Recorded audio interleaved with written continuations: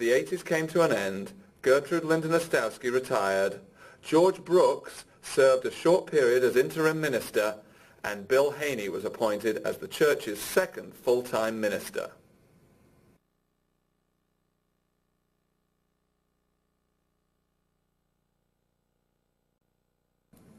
At the start of the 90s, the Columbia Unitarian Universalist Church was poised for growth. And this was one of the things that attracted new minister Bill Haney. Membership, as I recall at that time, was around 130. And my interest in the growth of this congregation is my commitment in the growth of our movement, in the liberal religious movement. And that is done through our congregation. I would go to meetings and my colleagues would tell me about their spiritual practices. Some would do meditation or yoga or jog for several hours or several miles or whatever. And I began to feel that something was wrong with me because I didn't do those things, nor did I have any desire to do those things. So I was really in a quandary. Then I began to realize that the process of writing the sermon, the unfolding of the ideas, the unfolding of the issues, oftentimes the sermon would begin to take on a life of its own, and I would be confronted with that life. So I began to realize that my writing a sermon is my spiritual discipline. Garrison Keillor once told the story of the evangelical preacher trying to save souls on the New York City subway. Keillor pointed out that due to the local stops along the route, the congregation changed at every station. This meant the preacher had to have a short and succinct message between stops. Keillor concludes by saying, this is why this sort of thing on a subway is never done by a Unitarian preacher. We just have too much to say. Bill's entertaining sermons were enjoyed by the growing church membership, as were his frequent digressions into the subject of congregational polity. By this time, the membership included many entire families. In the 50th anniversary year, psychologists Carl and Wayne Anderson coordinated a weekend on family matters, including a presentation titled What Makes Relationships Sing. Families joined the church. It became clear that the building, now 25 years old, was too small. I asked Reverend Haney about the building expansion project. Well, the building expansion was a very vigorous effort for us to enlarge the building to better meet our programming. And since we are congregational polity, then it's entirely up to the congregation to determine whether or not this thing should happen. Bill, hold it. Cut. Bill, no, the question was about the building expansion rather than congregational polity. Cut to the Bernice tape, okay? We needed space for our minister. Our minister really needed an office. And we also needed space where volunteers could come and work on various projects. And we needed a space for our church administrator. The committee that oversaw the building expansion project was led by Bernice Cudd. We received a preliminary cost estimate from the contractor, but when the final cost estimate came in, after all of the bids were in from the subcontractors, it was $175,000 over the original bid. So we had a financial problem.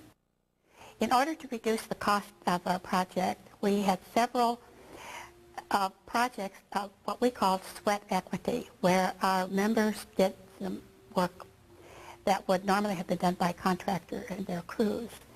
One of the first projects was removing the battens on the exterior of the building. And that was a crew that was coordinated by Larry Lyle. The second project was the demolition of the downstairs area. The third major project was the interior painting. We could save a great deal of money by doing that. That project was under the supervision, coordination, and training of Paul Miller. One of the things that happened that enabled us to do this project was an anonymous donor who gave us $300,000. With that money, we were able to really do the project that we wanted to do. During construction, all church activities were held at Shepherd Boulevard Elementary School. Finally, on November the 15th, 1998, the work was finished and everything was moved back across the road, including all of the RE materials.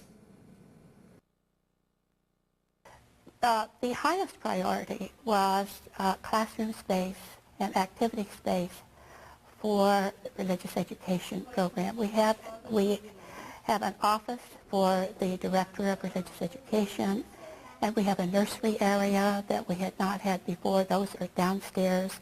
Our classrooms are downstairs, and a forum room. I asked the Reverend Haney about the RE program. Well, the RE program has a committee, and we currently have a director of religious education, and it's focused upon education rather than indoctrination. And since we are operating under congregational polity, the whole aspect of our religious education... Bill, hold it right there. We're not doing congregational polity. We're doing the RE program. But can we have the joy tape now, please? Most classes have 2 grades within a class. We have the nursery, which is infants through probably 3 months old through maybe up till they're potty trained, and then the toddlers, potty trained children go into the Potter class. No connection there between the name and that event, that life-changing event. Yeah, it's creative. So Louis Pasteur took this wine and he boiled it. And he boiled it in a flask that had this really long neck, and the neck went way down like this, and then it came back up like this, so that no dust could fly into the wine. Okay? Nothing from outside could get in. And he boiled it. And he let it sit there. And guess what? Nothing ever did anything to that wine. Nothing grew, didn't turn, you know, and he said, see, I killed the thing. It's not spontaneous generation. These things are not arising in the wine. The wine is not turning into this film of vinegar bacteria. Okay, right? I'm sorry to interrupt you. I'm going to leave this here for you so you Okay. can roll. You got 3 today. Yeah. As part of her Sunday morning routine, RE Director Joy Amuedo visits each of the classrooms. If there's an overall philosophy for the whole program, it's to teach the children that it's good to question. We try and teach them a lot about world religions. All of the age groups have curriculum at one time or another that is focused on world religions. Children also have the opportunity to sing and perform under the leadership of music director Desi Long. Here, they're preparing for the 2001 Christmas concert.